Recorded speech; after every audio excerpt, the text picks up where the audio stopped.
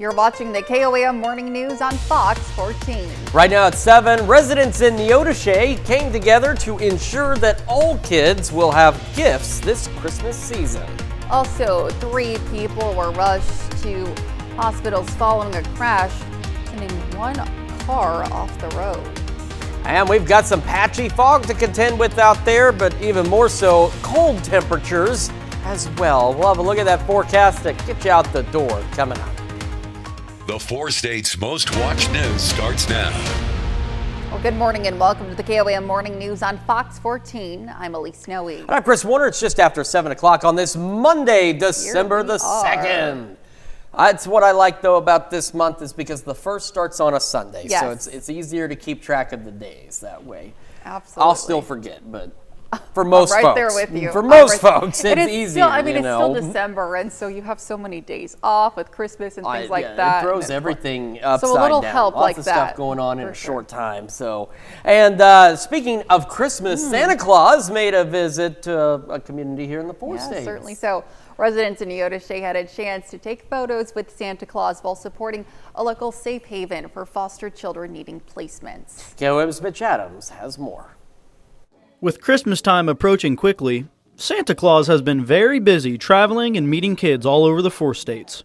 Santa made a stop in Neodesha, where he helped support a local organization that takes in foster kids needing placements. SoHome is an emergency shelter for foster kids in the state of Kansas. We have a capacity of holding up to 20 children. We keep kids for short-term 30-day placements. A lot of our fundraising money goes to taking them on outings, letting them have a little bit of doses of some normal life that they don't get to experience in the foster care system, along with getting supplies like religious materials, some of their cultural needs, things like shirts, socks, underwear, things that they typically don't even come with. Santa Claus told us why it's important to bring Christmas cheer to small towns and help local organizations. A lot of these small venues doesn't get very much support, so anytime I can come out and support them and we can get the community's support really helps out. Although this fundraiser's goal is to get donations, for SoHome, it's also about ringing in the holidays and getting folks in the spirit. I think during the holidays we get an opportunity to show people that are close to us and how they mean to us and the things that we find important, and I think also Christmas gives us the capacity to give back to a community as well, and to be able to do things like take care of each other in ways that we don't always see every day. So, in Neodesha, Mitch Adams, KOAM News. Well, hot chocolate and cookies were available for anyone who attended. Certainly a lot of fun, and of course Santa's a very busy character, but he always makes time for kids across the region and of course here in the 4 states. Absolutely, good to see him out. And it certainly feels like Christmas. I mean, that's why Santa's down here now, because he's like, oh, it must be Christmas already, because it feels like it with how cold it is this morning. Let's take a quick look outside. Our camera downtown Pittsburgh. You can see some patchy light fog out there. Otherwise, not too bad, at least in terms of sky conditions. It's the temperatures, as I was mentioning, that are not our friends this morning. MoDOT camera 20th and range line looking good as well. As we take a look at the fog tracker, you can see we still have patchy fog across the entire region. Nothing significantly dense, but reduced visibilities out there for sure. So slow down, use your low beams, not your high beams, and of course, remember, it's better to be a few minutes late than not arrive at all. By late morning, winds will start to increase, gusting out of the north upwards of 25. So not only is it going to just be cold this afternoon anyway, but once you factor in the winds, it's going to feel even colder. So a very, very cold day for us as we head into our Monday afternoon. And again, a cold start, 26 in Joplin, 23 in Pittsburgh right now. Across the region, we're all kind of hovering in the low, mid, and upper 20s, with Fort Scott as the cool spot right now, sitting at 21. We're looking at highs. Most of us should at least briefly touch the low 40s today. Some of us may not make it out of the upper 30s, and of course with those gusty winds, you won't be able to tell anyway. It's still going to feel like it's in the 30s all day long with clear skies. Winds ease up later this evening, which is good news because it'll be colder tonight, and then we'll have another brief warm-up on this roller coaster ride. Details in the full forecast here in just a few more minutes. Elise? All right, thanks, Chris. Well, Joplin first responders were alerted to a house fire yesterday evening. The fire was located on South Byers Avenue, and neighbors reported seeing activity in the house recently. As firefighters searched the premises, a woman climbed out of the upstairs window and almost landed in the arms of a firefighter.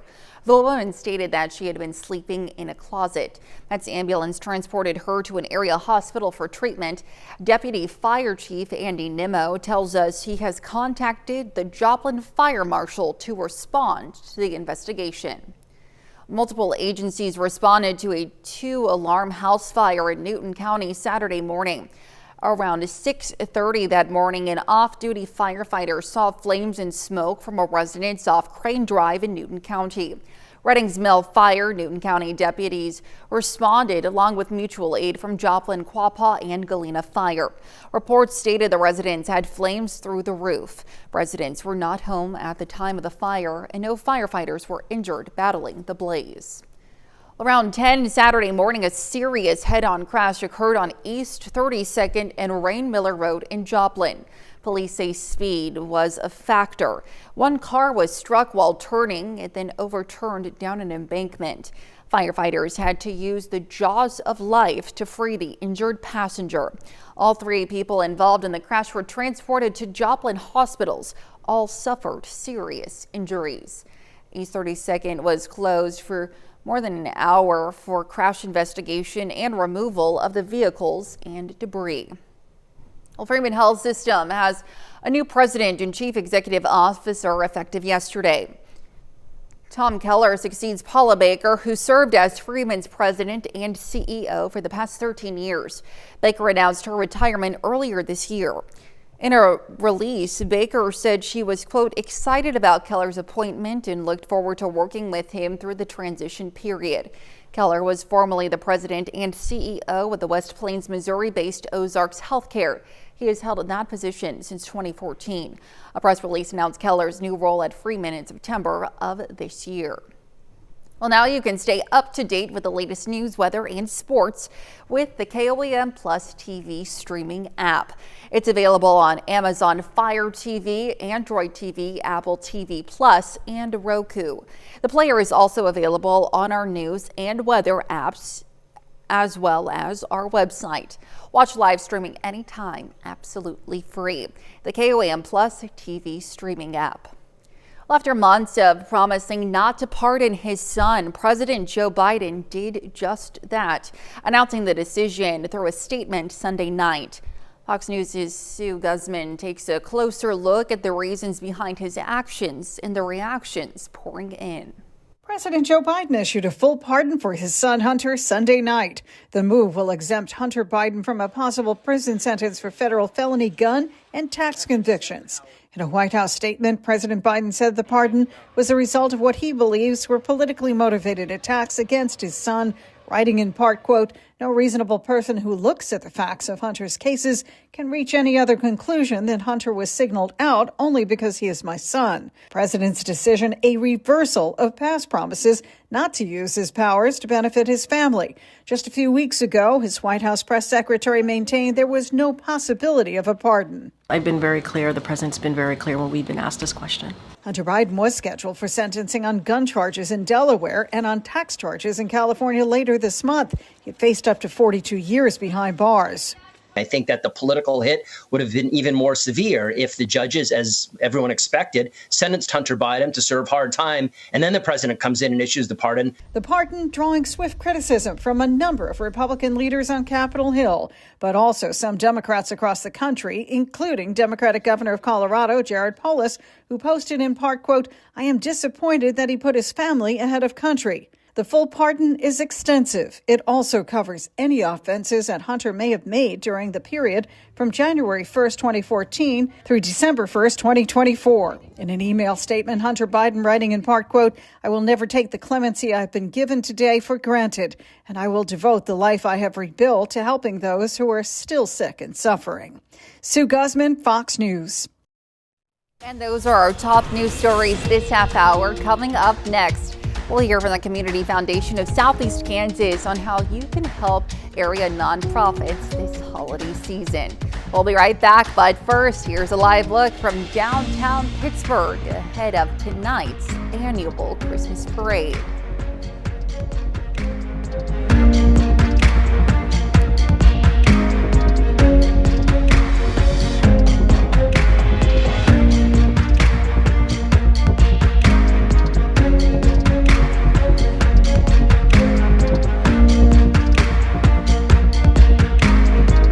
the holiday season is here, and it's the season of giving, and there is one way you can help. We have Joshua McLeod from the Community Foundation of Southeast Kansas with us this morning to share how you can participate in this year's match day. Good morning and welcome to you. Happy to have you with us this morning. Good morning. I'm happy to be here today. Yeah, so talk to me about this year's 2024 match day. Sure thing. So tomorrow is match day. That's Giving Tuesday. This year that happens to be December 3rd. Yes.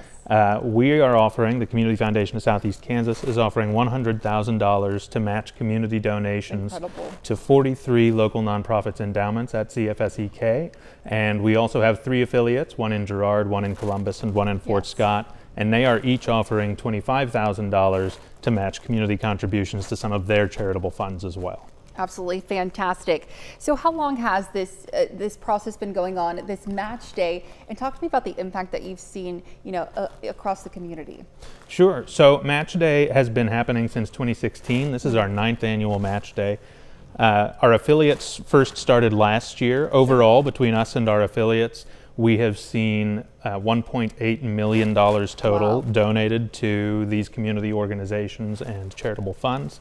So it's had a huge impact, and it will continue to do so, particularly with all the funds that are endowments, and they're designed to last long term and provide ongoing support. Certainly so. Now, for folks at home who want to take part in tomorrow's match day, where and how can they do so? The easiest way to do it, because there are 4 organizations participating, is to visit sekmatchday.org, and that will give you a link to each of our websites and our affiliates' websites. You can also find instructions on those websites to mail the donations in or bring them to select locations in Pittsburgh, Columbus, Girard, and Fort Scott. Absolutely. And for those who are considering donating, just speaking from your experience and seeing the progress over the years and seeing the impact that it's had on communities, what could you say to people who are considering donating and just really encourage them to give this holiday season? Well, it's important that we support organizations not only today for their current needs, but also build sustainable support that they can rely on for years to come. So that's what Match Day is all about. That's why it was started in 2016, and we hope that people will continue to support it as they have in the past. Absolutely. Well, thank you so much for being with us this morning. Happy to have you. As Joshua mentioned, you can find more information at sekmatchday.org. Stick around. We'll be right back.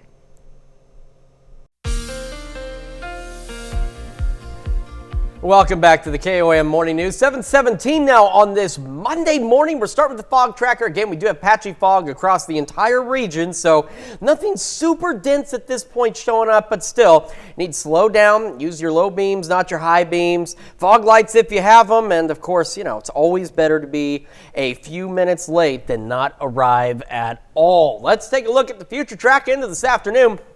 By late morning, winds will begin gusting upwards of 25 miles an hour out of the north, so it is going to feel cold regardless of how much sunshine we have across the region.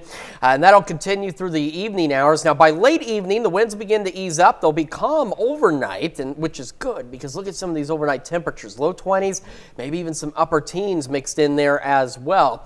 As we head into our Tuesday, though, winds we'll switch out of the southwest at about 5 to 10, and that will allow us to be at least a couple of degrees warmer for our Tuesday. The plentiful sunshine continues. Then, by Wednesday, winds now gusting a bit out of the southwest, and we will be even warmer for Wednesday, starting in the upper 30s, maybe even a couple of 40s by 5 a.m. Wednesday, low 50s. By noon for most of us, and by the afternoon, we're looking at temperatures going up into the upper 50s, maybe even a couple of low 60s. That is not where we are right now, though. We are sitting at, just flip those numbers. 62, unfortunately, it's 26. South breeze at 5, making it feel like 21. Skies are clear in Joplin. Across the area, temperatures look like this. We're in the low, mid, and upper 20s.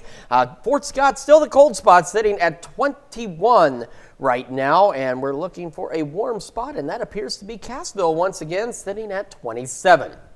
Through the morning, we're looking at that patchy fog continuing through 8, maybe 9 a.m. at the latest. Otherwise, clear skies, upper 30s by 11 o'clock this morning. As we head into the afternoon, highs for most of us should at least reach the low 40s, but some of us may only make the upper 30s. And again, with those gusty winds, it won't really matter. It's going to feel like the 30s all day long.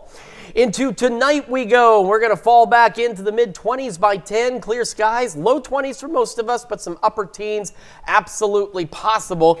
And then over the next 10 days, this roller coaster ride, I know we talked about it, but seriously, this is the 5th week in a row that our temperatures have not been able to settle into a somewhat steady pattern. Even in the summertime, it may be 2 weeks straight of 90-degree temperatures, but they're steady.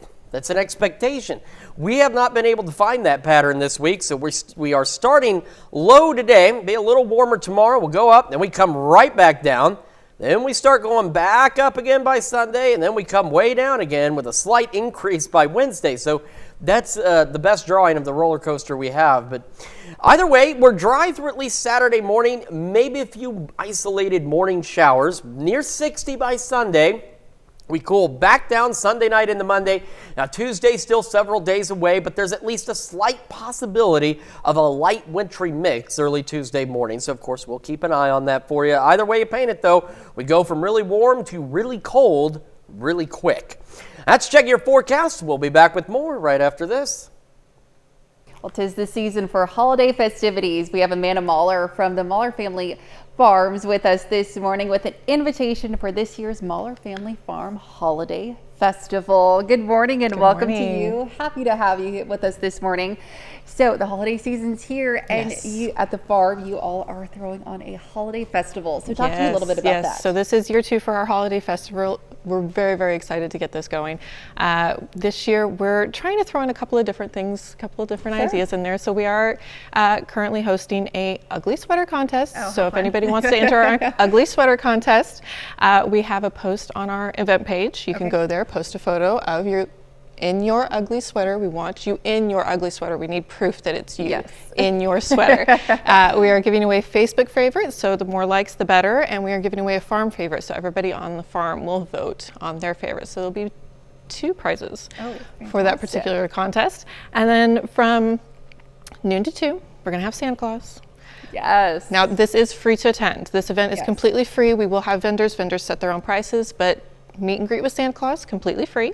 We're going to have a barrel train ride for the kids, a hay ride for the entire family. So there's something for everybody. We're also going to have some carnival-ish type games for the kids, so the kids can come and play. And then we have the vendor village, which has 20+ vendors this year with a wide variety of things. So the parents can come and shop. They can get some last-minute Christmas gifts, support some small businesses that we have around the area, and the kids can play and have a great time. Absolutely. Well, it sounds incredible. Now, it's this weekend. Talk to me about the specific details and also where you all are located. Okay, we are 18706 Linden Drive. That is in Neosho. It's fairly easy to find, but if you need directions, hit us up on Facebook. We'd be happy to help you there. We're also going to be, let's see, there was the caroling contest as well. So after Santa, after Santa from noon to 2, we're going to have a caroling contest at 3. We're inviting everybody to come out. Donations are welcome. All the donations from the caroling contest are going to go to the Neosho High School Choral Department, just to sort of help them out a little bit. They've got their big competition season is coming up, so we want to try to help them along a little bit if we can. Absolutely. Well, lots of incredible things happening.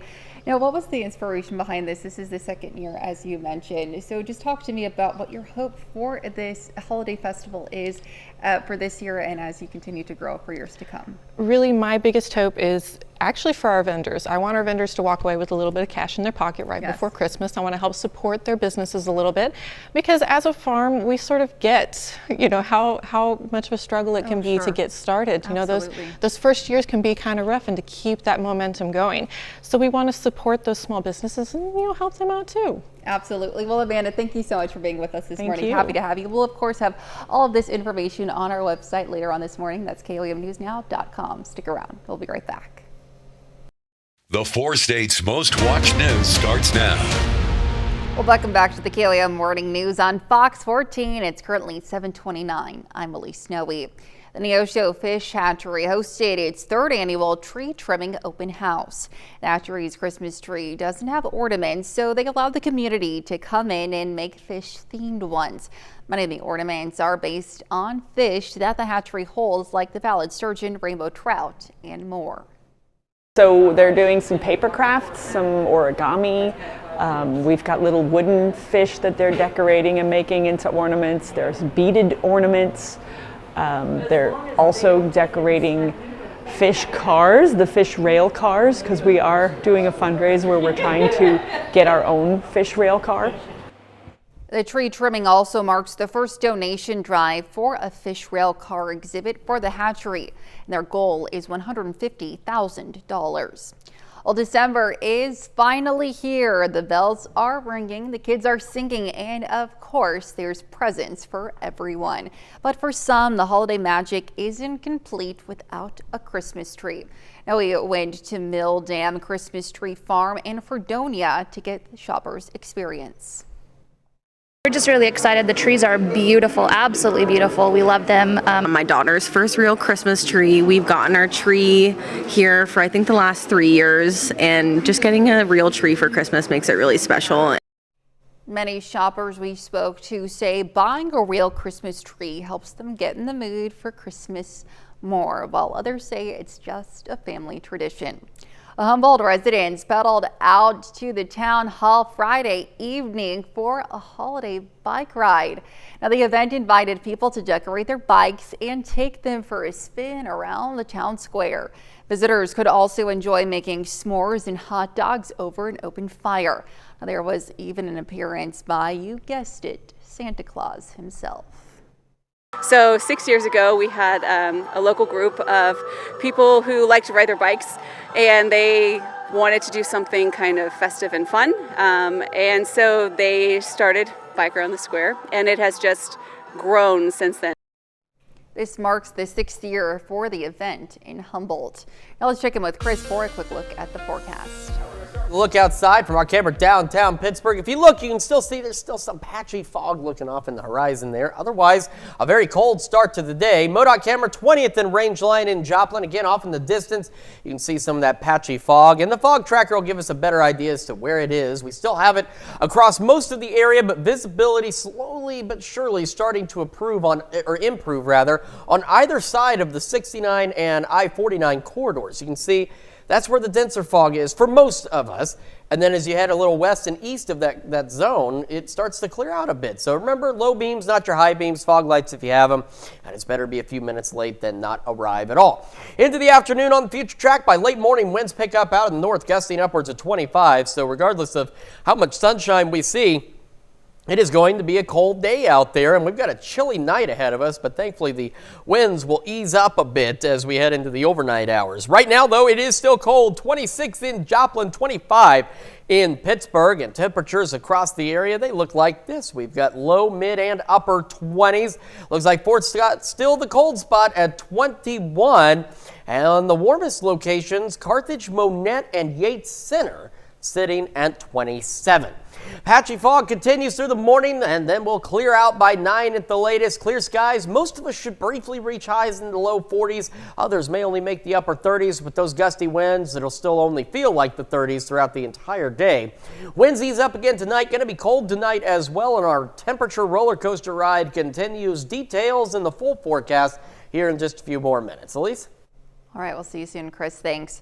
Well, Syrian rebels are now in control of much of Aleppo after storming the country's second largest city and killing dozens of government soldiers in a major challenge to President Bashar al-Assad. Fox News correspondent Stephanie Bennett reports. The Syrian military rushed in reinforcements on Sunday in an attempt to push back the rebels from advancing any farther. Rebel forces invading northwestern Syria, capturing territory from President Bashar al-Assad's forces for the first time in years. This swift surprise offensive is a huge embarrassment for Assad and also comes at a time when his allies, Iran, Hezbollah, and Russia, are already preoccupied with their own conflicts. The Iranian foreign minister heading to Syria Sunday, he told reporters that Tehran will back the Syrian government and army. Russian warplanes have responded by bombing the rebels with strikes in Idlib. This video was released by the Syrian search and rescue volunteer group, the White Helmets, showing the aftermath of blown-out buildings and vehicles while they evacuated injured people into ambulances. In Aleppo, Syrian rebels celebrated as they drove through the city and claimed to have entered Hama. Syria has experienced more than 13 years of civil war, with nearly 500,000 people killed since 2011. This was a frozen conflict This has been going on since 2011. And in the last 72 hours, rebels went from Idlib all the way to Aleppo. Really stunning speed, stunning success. The forces that had aligned with Assad, with the Syrian government, have let their guard down. According to the UK-based War Monitor, the Syrian Observatory for Human Rights, more than 370 people have been killed since Wednesday alone. In London, Stephanie Bennett, Fox News. And that's a look at our top news stories coming up this half hour on the KOAM Morning News. A jeweler in Denver creates custom pieces of jewelry using stories inspired by his clients. I'll be right back, but first, here's a live look from downtown Pittsburgh ahead of their annual Christmas parade.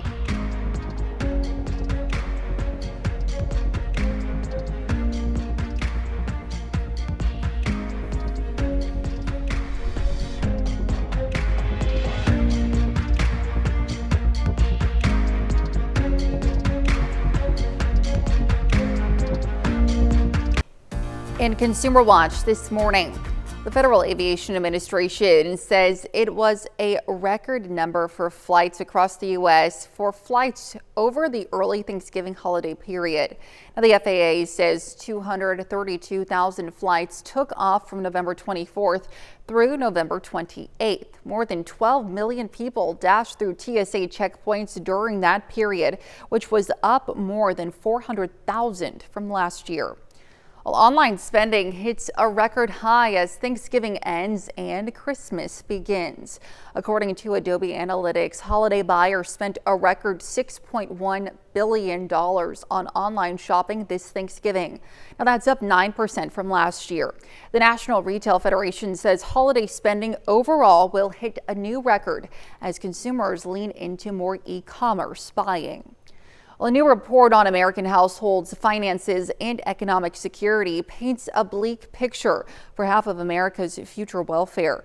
The Urban Institute says in a recent report that 52% of Americans are economically insecure. The report says more than half of American households don't have resources to pay monthly bills. 3 out of 5 children live below that standard line, and almost half of adults face that insecurity. Well, a woman survived after falling from an interstate bridge and into a river near Orlando, Florida. Drone technology that the Seminole County Fire Department has been using for several years helped rescue her. Dave McDaniel has the details. I just got hit into the water. That 911 call from 3 in the morning Monday. Seminole County Fire responding to that 911 call to the I-4 bridge over the St. Johns River. I fell off the bridge. A car hit me into the water off the bridge. There had been a collision and then a semi just hit the truck that hit us. A second crash, and over she went. Seminole County Fire added drones to their equipment arsenal about 4 years ago. They provided this footage of a rescue after a kayaker capsized. They launched a drone over a brush fire to get a better idea of how to attack it. So many uses. Surveying damage after hurricanes, we can use it for finding lost hikers in the woods, we can use it for multifaceted response of things. And then there's this case. The woman had managed to crawl on top of a bridge support base. We were able to fly the drone down, get a picture of her or visual with her with the infrared camera and the thermal imaging. So we were able to make sure she was still moving and that, she was responding. Much better than peering over the edge of a bridge 60 feet down in the blackness of night. Definitely gave us more information than we had prior to putting eyes on her with the drone. The lieutenant showed us briefly at Station 21 how nimble the drone can be in the hands of the fire department. Monday's rescue, another example. We were able to confirm the location with the drone, and then we were able to direct the crews from Wayside Park over to her location. I'm right here. And those are our top consumer stories. Let's take a look at the market prices before the opening bell.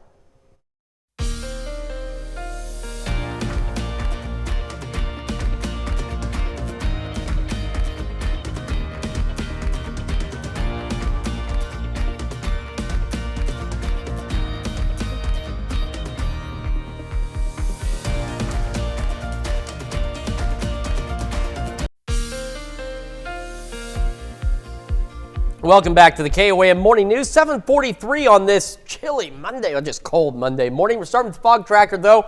So you can see we still have some patchy fog across the region out there, but some of the denser fog really along the 69 corridor now, and east or west of that, it's starting to clear up a bit. But remember, low beams, not your high beams, fog lights if you have them, and of course, it's always better to be a few minutes late than not arrive at all.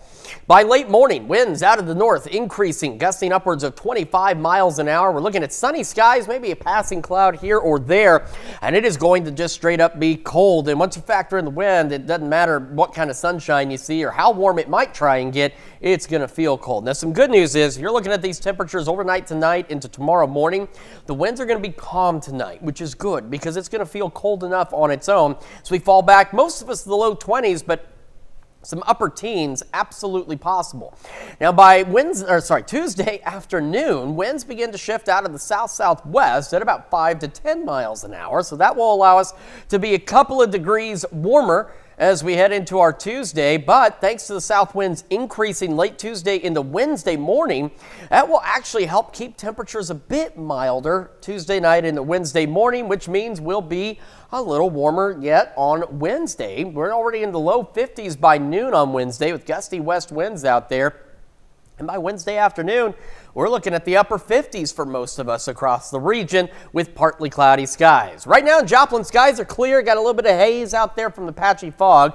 26 feels like 21 with a south breeze at about 5. Winds, thankfully, again, light and variable this morning, so it didn't feel much colder than this, but it still feels cold regardless. We're low, mid, and upper 20s across the areas we get this Monday underway. As we head through the day, again, some patchy fog continuing through 8, maybe 9 a.m. at the latest. Otherwise, clear skies. We'll be into the upper 30s by 11 o'clock this morning, and that's ahead of highs for most of us into the low 40s, but some of us may only make the upper 30s out there, and again, those gusty north winds and clear skies.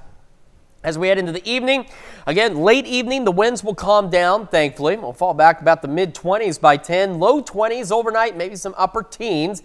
And then we take a look at the next 10 days. And this is where it really gets to be a lot of fun out there because, you know, we've talked about it.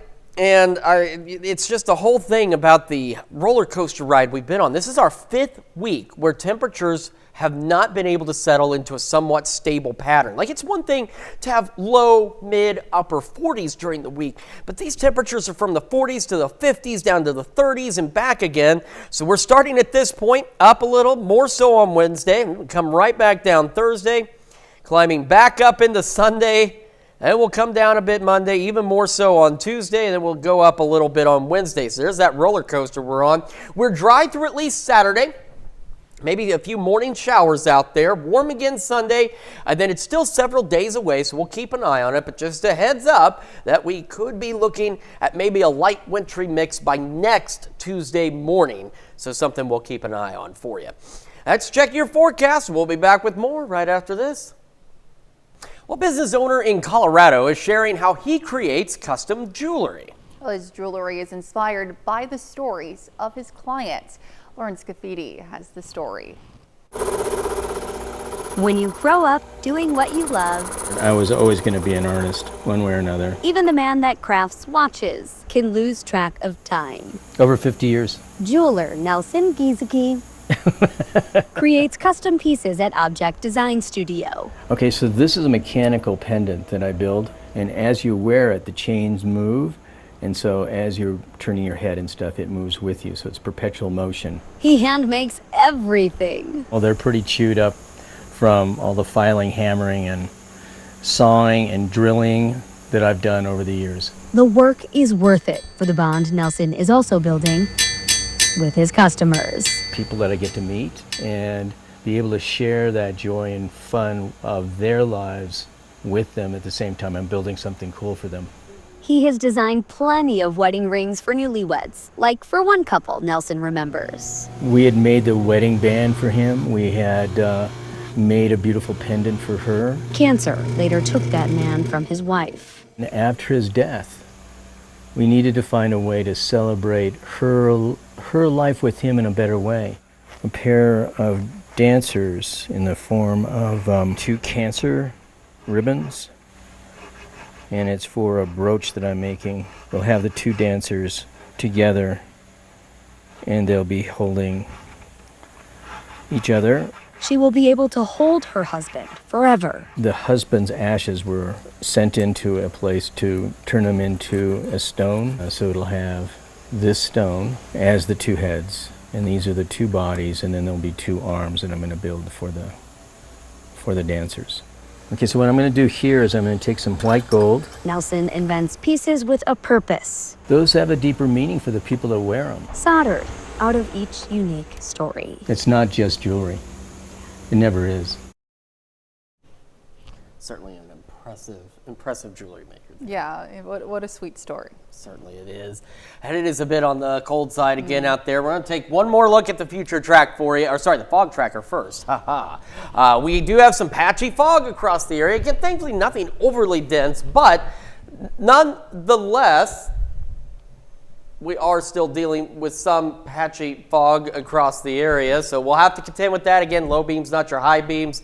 And remember, it's better to be a few minutes late than not arrive at all. Into the afternoon, by late morning, we've got winds increasing out there out in the north, gusting upwards of 25 miles an hour. So even though the temperatures are going to be cold, it will feel even colder. Now, the good news is we've got a pretty cold night ahead of us tonight, but the winds should be calm. We'll go into the low 20s, maybe some upper teens as well. Sunny skies continue into Tuesday. Winds shifting out of the southwest at about 5 to 10. That will allow us to be a couple of degrees warmer tomorrow. And then with the winds continuing out of the south, maybe even increasing a bit overnight into Wednesday, we're going to start even warmer. Upper 30s, maybe a couple of 40-degree readings by Wednesday morning, and by the afternoon, we're already into the low to mid 50s, and then we'll be into the upper 50s for highs on our Wednesday, ahead of a, again, not too bad start, but between here and there, very cold. 26 in Joplin right now, feels like 21. South breeze at 5. Temperatures around the region still hovering low, mid, and upper 20s out there. So again, a cold start to the day. We'll have some patchy fog continuing through 8, maybe 9 at the latest. Upper 30s by 11. Got another look at your forecast and the news you need to know right after this. Well, here's a check of today's top headlines, the news you need to know before you head out the door. Around 10 Saturday morning, a serious head-on crash occurred on East 32nd and Rainmiller Road in Joplin. Police say speed was a factor. One car was struck while turning and then overturned down an embankment. All 3 people involved in the crash were transported to Joplin hospitals with serious injuries. Multiple agencies responded to a 2-alarm house fire in Newton County Saturday morning. An off-duty firefighter saw flames and smoke from a residence off Crane Drive in Newton County. Reports stated the residence had flames through the roof. Residents were not home at the time of the fire. And Tom Keller succeeds Paula Baker as the new president and CEO of Freeman Health Systems effective yesterday.